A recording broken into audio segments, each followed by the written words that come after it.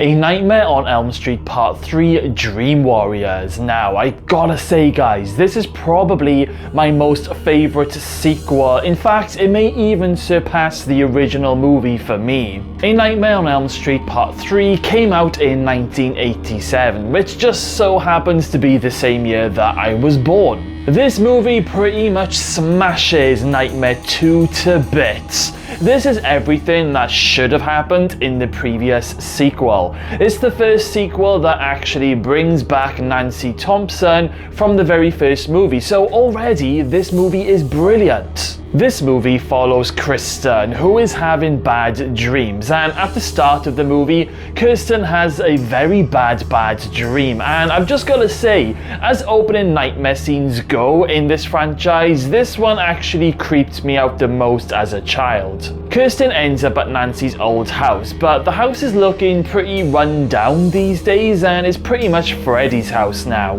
Kirsten meets a little girl who leads Kirsten down into the basement where Freddy ends up coming home. He then chases Kirsten and this little girl through the house, and by the end of this nightmare, Kirsten is in a room full of dead hanging teenagers, and the little girl who Kirsten is carrying is now a rotten corpse, which is just so brilliantly executed.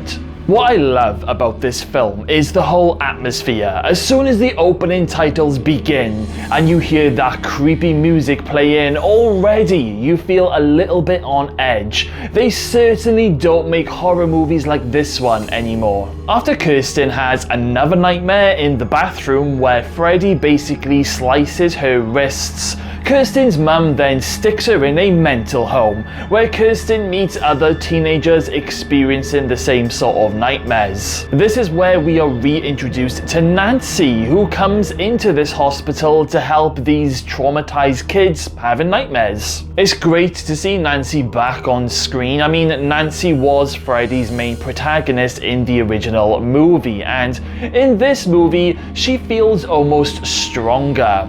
We learn that Nancy has been taking something called Hypnosil, which is basically an experimental drug that apparently helps you to stop having nightmares, and Nancy wants to introduce this drug to the teenagers. The characters in this movie are great. You got Will, who's stuck in a wheelchair, who's a little bit geeky. We got Jennifer, who is convinced that one day she will make it onto TV.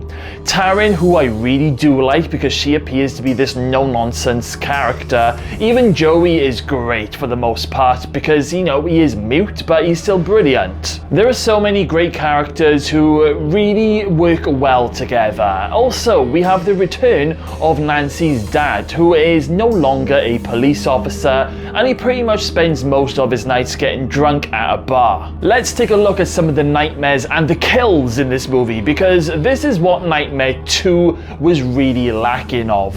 One of my favorite nightmares has to be the big Freddy snake. Now, when Kristen ends up at Freddy's house, she ends up seeing this massive monster Freddy snake. It comes bursting out of the floor and it starts to eat Kristen alive. This is literally nightmare fuel at its finest, and I absolutely freaking love it. Like, whoever came up with this idea is a genius. The Freddy snake looks so cool and scary, and I love how deep Freddy's voice is while he's this snake. We definitely need the Freddy snake to make a comeback if they ever do make another Freddy film. It's just so iconic. Another great nightmare kill scene was Philip's death. When one of his puppets turns into Freddy, he then slices out Philip's veins and uses his veins to turn Philip into a human puppet, leading Philip onto the rooftop to kill him. This scene is so gruesome even by today's standards. Whenever I watch this movie and this scene comes on with anyone for the first time, they always end up looking away or putting a pillow over their face because it's that gory. Another iconic death scene is Jennifer's, when Freddy comes out of the TV and he ends up delivering this classic line saying, "Welcome to prime time, bitch," before throwing her head first into the TV. Every death scene and every nightmare scene is so creative, and it's something that we had never seen before around that era. What I feel the makers did with this movie is use a lot of the ideas from Nightmare 1, where they make everyday items scary. Like in the first movie, Glenn was sucked into his bed, Nancy was pulled into the bathtub, and in this movie, they just enhanced all of that with a TV, or with a mirror, or even with like a wooden toy, and that's what makes this movie so flippin' amazing. The kids in this movie discover their dream powers, something basically that they can use against Freddy in the nightmares. Now Will, he basically becomes this wizard master, Kirsten basically becomes this championship backflipper, Kincaid is a super strong guy, and Taryn is basically beautiful and bad. In the third act of the movie, Will and Taryn, they try to use their powers on Freddy in separate nightmares, but unfortunately Freddy is just too strong for them.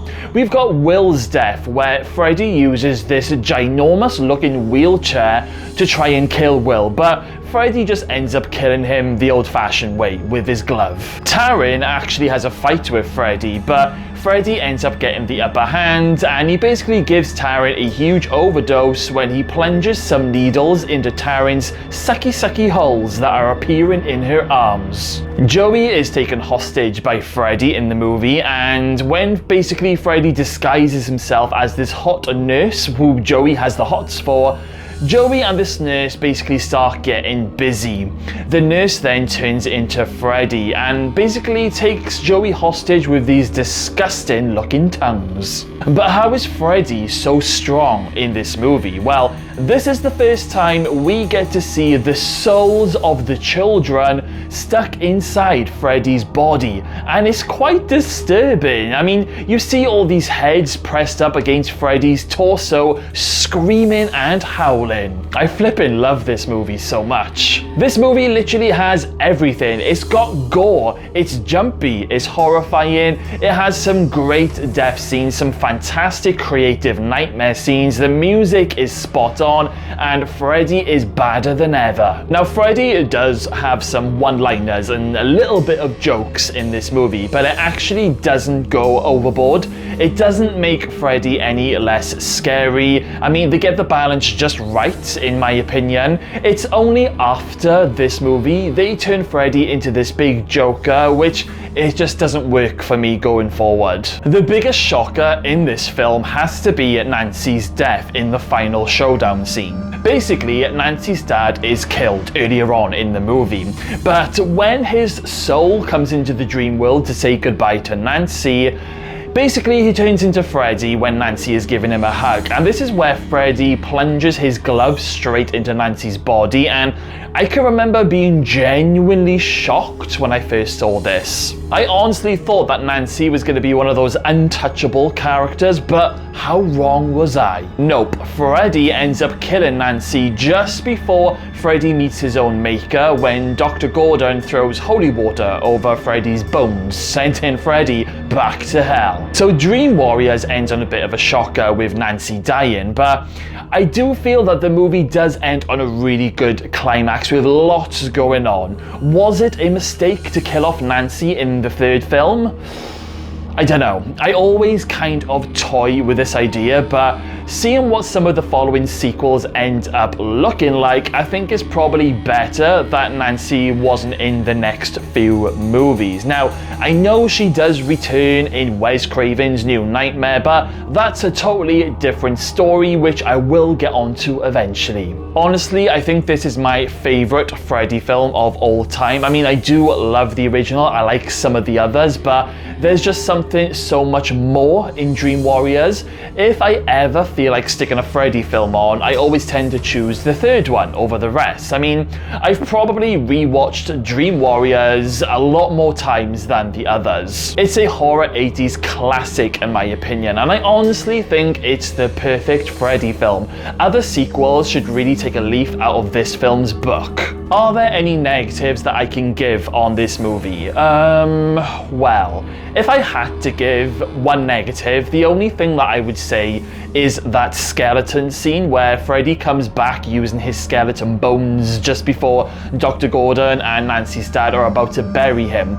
The effects haven't really held up very well as time has gone on. You can clearly see that this skeleton looks completely computer generated, and there's even a moment where the skeleton does a funny spin thing with the shovel in its hands. But do you know what, guys? If that's the only negative or criticism, then we are laughing. So guys, that is all of my thoughts on Dream Warriors. Now I want to hear all of your thoughts. Do we have any Dream Warrior fans out there watching this video right now? I'm pretty sure that there are. I mean, if you've landed on this video, then drop me a comment in the comments box below and just let me know, what are your thoughts on this horror classic? Okay then, well, we've reached the end of today's video. Don't forget to hit that subscribe button for all future updates, and I will see you all again very soon.